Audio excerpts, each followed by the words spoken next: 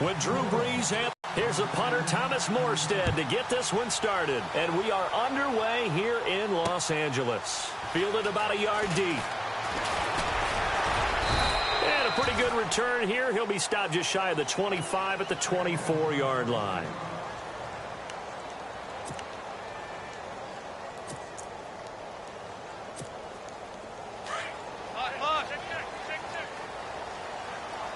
And the D-line pinching together, must be expecting to run. Here's the first carry now for Todd Gurley. And this one goes nowhere. Losing yardage back at the 22. A loss of a full 3 yards, and now it's second down. They'll run it now out of the gun. And the window closes quickly. He'll only get up to the 22-yard line. Just a yard there, so it brings up a tough 3rd and 12. Well, so many times we look at a short run and we praise the offense for trying to set the tempo and establish things. But the defensive guys, hey, they just won the battle there. It wasn't a big run given up. They don't always have to absorb the body blows. Sometimes they dish them out themselves. Flushed out right. And that is incomplete. Trust me, Brandon, I'm not about to try and take your job. I can't do what you do. But that wasn't just 3 and out. That felt like 3 and backwards. Well, that's exactly what it was. You can have my job whenever you want it. The drive that you're looking for, though, probably... And look here, it's an opening drive fake. Looking for Johnson, and it's intercepted. Picked off at the 36. And the return here will go to the 31-yard line. Charles, when plays like that work, it's a thing to behold, but sometimes we see why they're very deep in the playbook. And how many times have we been at practice and heard all the other guys chirping about, you know, I used to play quarterback in high school, I can do this, until it becomes a game situation. Not quite the same in many cases. So after the INT, it's Brees. He couldn't quite hold it. Got hit. Ball pops out. Incomplete. This team is not going to make it easy for you. They're a physical group, and we just saw it there on that play. It came in, made the contact, just as he's trying to haul it in.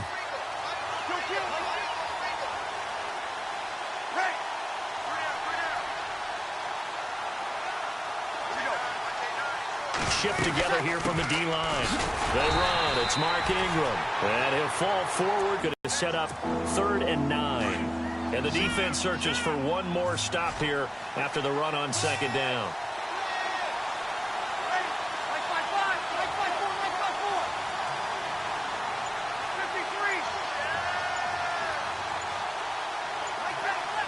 And the play clock's running down.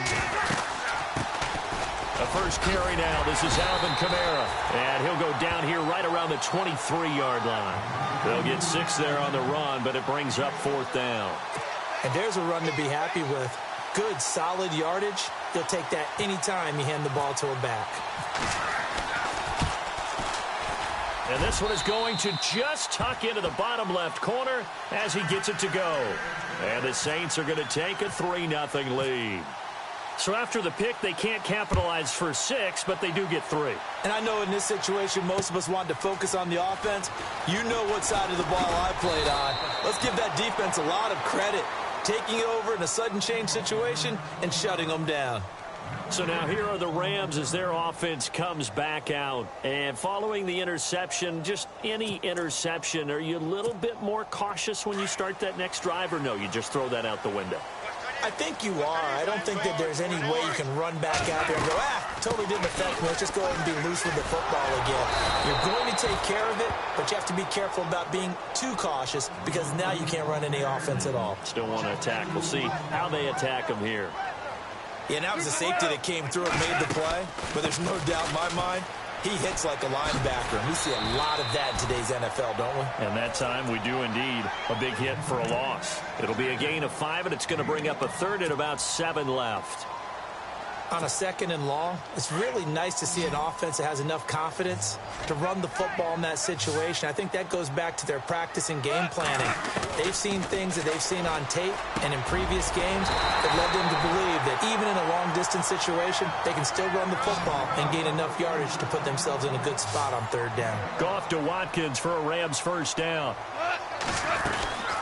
They'll run it now out of the gun. And he'll get this up only to about the 33. Just a yard on the first down carry, so it's 2nd and 9. Well, if the coaching staff's doing a good job upstairs, they'll file away what they just saw from the defense right there. They sold out to stop that running play. I'd say keep that in mind. They want to try that again. Go play action, hit them over the top.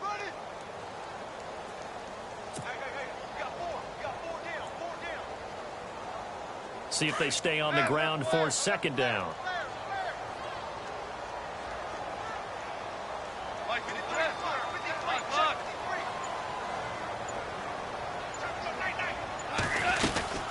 They'll run it now out of the gun. And this time they were ready for him as they'll stop him right at the line of scrimmage. No gain on the play there, so that doesn't help. Now they're looking up at a 3rd and 9 situation. Throwing on 3rd. Goff eluding the pressure right. And this is going to be incomplete. It's a great job by this secondary. When I watch them, they remind me of elite defenders on a basketball court, right? They want to contest each and every pass. Great contest on 3rd down to bring up 4th. Now, remember, they were unsuccessful earlier in this first quarter. Going for it on 4th. They're going to try a 2nd time. They're going to go for it. It's Goff.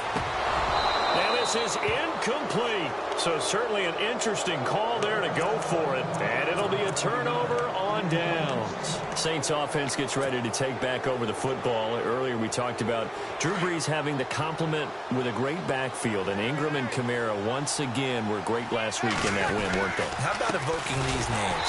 Roger Craig, Wendell Tyler, San Francisco 49ers, 1985. Because this is the 4th time that Kamara and Ingram have been over 100 each, right, from scrimmage? Right. 4th time this year. The last time anyone did it that many times, Roger Craig, Wendell Tyler with the 49ers. Wow. Back in 19. Brees to throw on 2nd down. Over the middle, the catch by Coleman. And he's brought down. He goes for 18 there as the drive will continue. And a good quarterback facing zone coverage. If he has just a little bit of time to survey the scene, that's what's going to happen. No doubt about it. If there's no pressure, he's going to continue to pick them apart because he'll have all that time to find someone open downfield. You can only cover for so long. So maybe they want to go to a zone blitz scheme, get a little bit more pressure.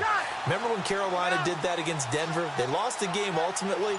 They dropped the defensive end out, and he ended up with an interception in that game in Super Bowl 50.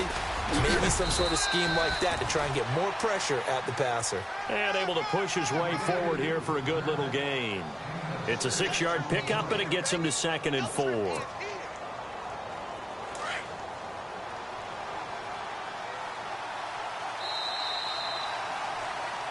With Charles Davis, I'm Brandon Gaudin. It's Saints football.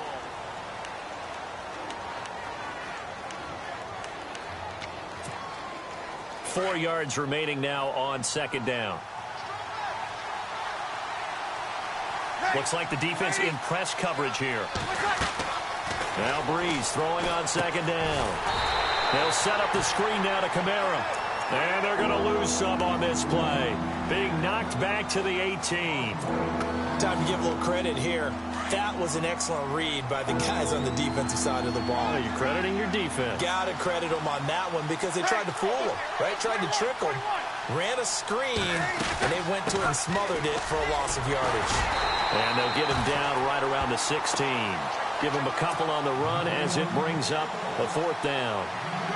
On 4th down, off goes Drew Brees, and on comes the Saints kicker, Will Lutz, for the field goal attempt. A 33-yarder from the left hash. And Lutz's kick is good. And that will double their lead as it's up to 6. So that scores now on their first 2 possessions, but it's 6-0. Probably not the kind of scores they were hoping for. No, not at all, but I think that they've shown that they can have some success against this defense. So they'll go back to the sideline knowing the points are going to be there for the taking.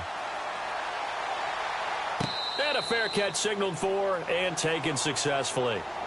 The Rams offense now making their way out to take over. And on that last drive, went for it on 4th, turned it over. A good job by their defense, though. They held them to 3, but this offense, they've got to be a little bit better, a little bit more careful here. And sometimes when you see these calls on 4th down, when they decide to go for it, it's not necessarily the coach saying, I believe in my offense. Sometimes the coach saying, I believe in my defense. I can afford to go for it here because if we don't get it, I don't think we'll give up more than 3, and that's exactly what happened there. You think that factored in? I do. I think that he had that in his mind going into the game, that I'm going to be aggressive on offense because I know I've got a defense that can hold up their end. And hard running's going to get him over the 40 to the 42. Call it a gain of 4 on first, and that'll make it second down.